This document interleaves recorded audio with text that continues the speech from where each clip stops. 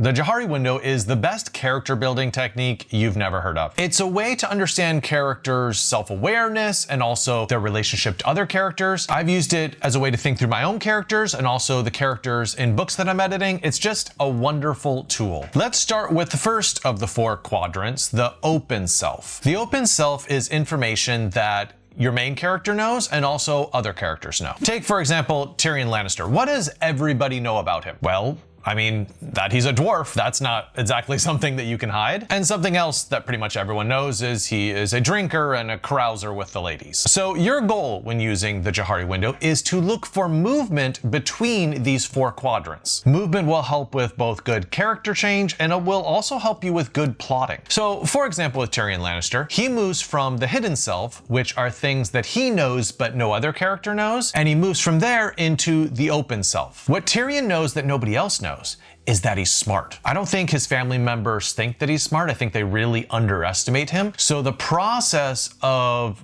George R.R. Martin's series is them coming to realize just how smart he is. Moving from the hidden self, a secret, into the open. Now everybody realizes his intelligence. And if you're really wrestling with your characters right now, I would recommend taking one of these 3 courses. My Write Your Novel course helps you with characters. My Triangle Method of Character Creation helps you with generating characters. And the Ultimate Guide to Dialogue really helps you to flesh out what your characters say, which is a large component of who they are. I'll put a link to those in the description below so you can check them out. For the next window, we are going to look at the blind self. This is information that the main character doesn't know, but all the other characters do. I think that this is probably the most interesting place to start with character building, and it's one that a lot of writers forget about. An example of the blind self would be Walter White in Breaking Bad, who has deluded himself into believing that he's doing all of this meth empire for the sake of his family. However, other characters, like his wife Skylar, sees very clearly his true motivations, which is he's doing it for his own ego and self-aggrandizement. Now, for the movement between the windows, I think there's an example of Walter moving from the hidden self into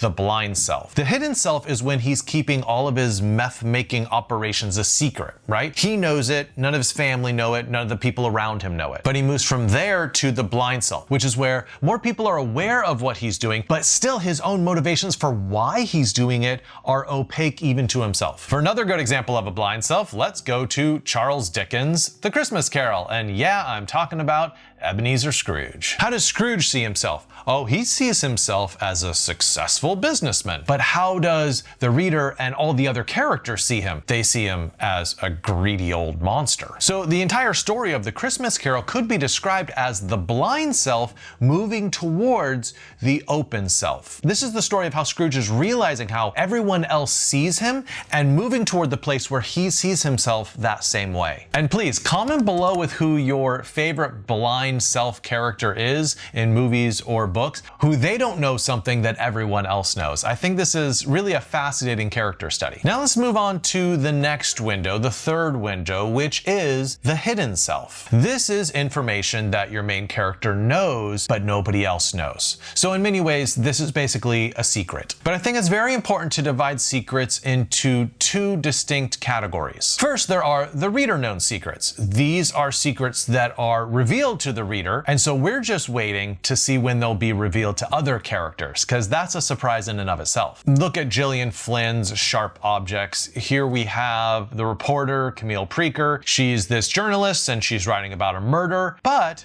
she's a cutter. The reader knows this, and she knows this, but it's hidden from the cop who she is romancing. And when the hidden self is revealed to the cop, it's lots of juicy conflict. Now, the other category inside the hidden self is the reader unknown. These are the hidden selves that the reader really doesn't know anything about. They might guess something, they might have intuitions, but they don't really know. An example of this would be Severus Snape in the Harry Potter series. So Severus knows all along which side he's on, right? But the reader doesn't know and the characters don't know. We really don't know for the first 6 books, and it's not until book 7 that we learn of his enduring love for Lily Potter, Harry Potter's mom. We don't find out until book 7 about his eternal allegiance to Dumbledore. And it's not until book 7 that we learn about the guilt he feels about the death of Harry Potter's parents. So once again, you have to understand Severus Snape's character arc as a movement from this hidden self into the open self. From having all of these secrets to having all of these secrets finally revealed and known to everyone. Hey, if you're liking this video, please hit like, and if you want more videos like this, hit the subscribe button. I'm happy to help writers along every stage of the journey in helping them to finish their novels. Okay, now it is time for the most misunderstood window in the Johari window, and it is the unknown self. This is information that neither the character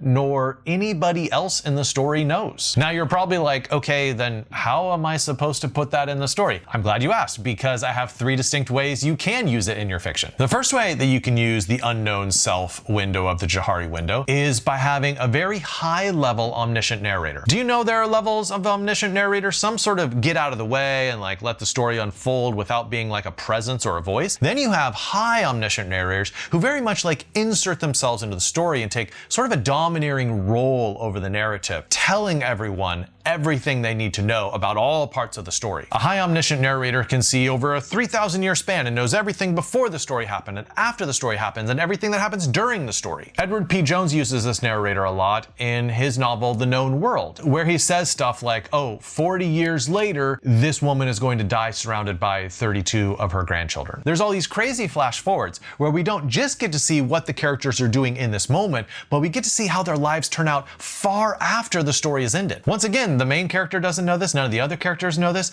but the reader gets to learn it because of this high omniscient narrator. A second way you can use the unknown self is author-only information. This is very similar to the Hemingway iceberg, where 90% of a story is submerged beneath the surface and actually doesn't get written into the story, and the actual visible part of the story is that 10% at the top. That's what we actually see on the page. In Hemingway's memoir, A Movable Feast, he says that he omitted the end of his short story Out of Season, which is where the main character actually hangs himself. And he omitted it because he thought it would strengthen the story if he knew the ending, and yet he didn't really include it in the story itself. A way that you can use this in your novel is you should know a lot about your character's backstory, but perhaps none of that, or perhaps only some of it you need to actually include in the novel itself. But knowing all that backstory is going to do wonders for helping you make that character feel real on the page. And the third example of the unknown self is reader only. This is stuff that the reader knows, but no characters know. So in Kurt Vonnegut's Slaughterhouse-Five, the reader kind of senses that Billy Pilgrim's time travel pilgrimages, it might not be entirely real, it might just be a symptom of his PTSD. But Billy and all the other characters in the novel treat the time travel as being, you know, just real, treat it on a surface level of reality. So if you use the Johari window, make sure to identify where they are at the beginning of the story, and make sure to move them to a different quadrant of the window to enable character change and to help with plot development. And lastly, if you want more writing advice like this, check out my Bookfox Academy, which gives you access to all my writing courses. I will put the link in the description.